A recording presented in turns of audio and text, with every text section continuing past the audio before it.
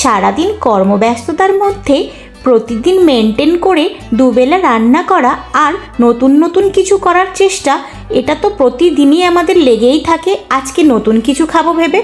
যখন আমার মতো আপনার বাড়িতেও ফ্রিজে কোনো সবজি থাকবে না, তখন আপনিও কিন্তু বানিয়ে নিতে পারেন চট করে এই রেসিপিটা হলো মসুর ডালের তরকারি, যেটা আবার সঙ্গে ডিম নিয়ে নিয়েছি। ডিম দিয়ে মসুর ডালের এই তরকারি কত সুন্দর খেতে, সেটা একবার চলো দেখে নিই। প্রথমেই কিছুটা মসুর ডাল ভিজিয়ে রেখেছিলাম, ভিজিয়ে ভালো করে ধুয়ে নিয়েছি।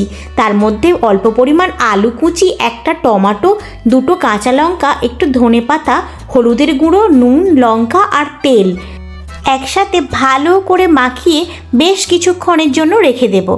তারপরে এখানে 4টে ডিমকে আমি ফাটিয়ে নিয়েছি আর তার সাথে অ্যাড করে দিয়েছি অল্প একটু লবণ।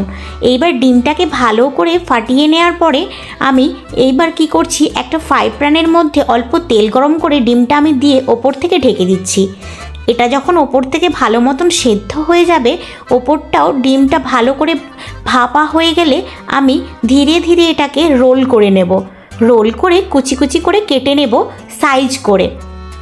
যারা যারা আমার চ্যানেলটা সাবস্ক্রাইব করে আমার পাশে থেকেছো তাদেরকে জানাই অসংখ্য ধন্যবাদ।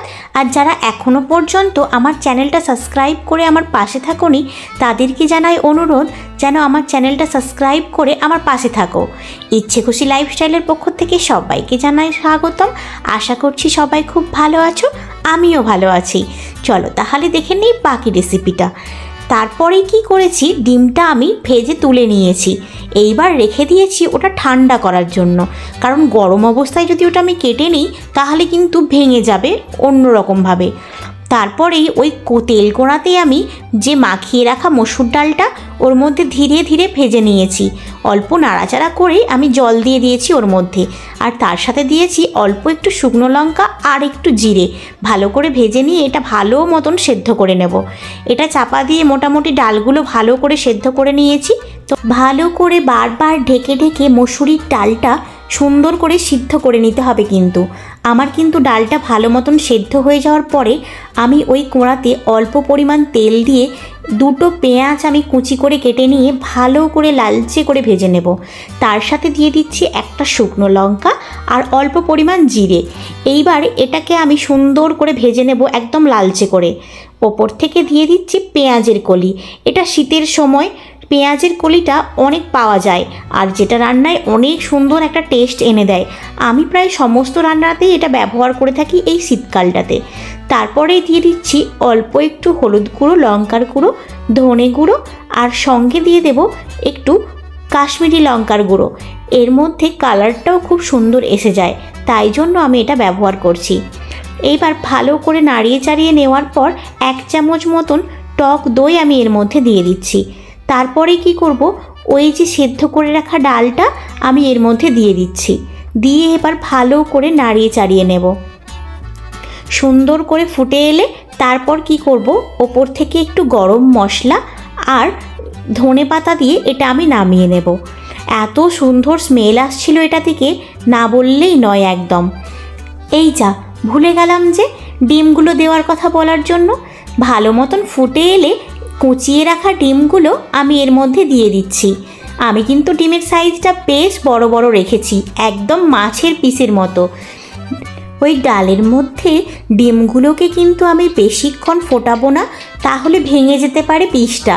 তাই জন্য অল্প একটু ফুটিয়েই নামিয়ে নেব। ভীষণ সুন্দর স্মেল আসছিল এটা থেকে। গরম গরম ভাতে অল্প একটু লেবু নিগড়ে যদি এটা খাওয়া যায়, সত্যি অসাধারণ। আর এই শীতের সময় শীতের সবজি আর ভালো লাগছে না। প্রায় শীতের শেষ সময় ফুলকপি, বাঁধাকপি, ওলকপিতে যেন জীবনটা একদম অস্থির হয়ে উঠেছে। তাই জন্য এই মুহূর্তে নতুন কিছু ট্রাই করলে বেশ ভালো লাগে, যেমন এঁচোড়, নতুন কিছু ডালের তরকারি, ডিম, এসবগুলোই যেন শেষের দিকটাতে বেশি মুখে লেগে থাকে। ভিডিওটা কেমন হলো অবশ্যই কমেন্ট করে জানাবে। আর ভিডিওটা যদি ভালো লেগে থাকে তাহলে কিন্তু একটা লাইক করে দিও। আর আমার চ্যানেলে তুমি যদি নতুন হও তাহলে কিন্তু যাওয়ার আগে চ্যানেলটা সাবস্ক্রাইব করে যাবে। আমার কিন্তু মসুর ডালের ডিমের তরকারি একদম রেডি হয়ে গেছে। এবার শুধু পরিবেশন করার পালা। আমি তো বাড়িতে ট্রাই করে দেখলাম, ভীষণ সুন্দর খেতে হয়েছিল। এবার কিন্তু আপনার পালা। আপনিও বাড়িতে চট করে বানিয়ে নিন এই সহজ উপকরণ দিয়ে একটা সুন্দর তরকারি, যেটা দিয়ে আপনিও খুশি হবেন আর আপনার বাড়ির লোকও। আর নতুনও রইল কিন্তু রেসিপিটা।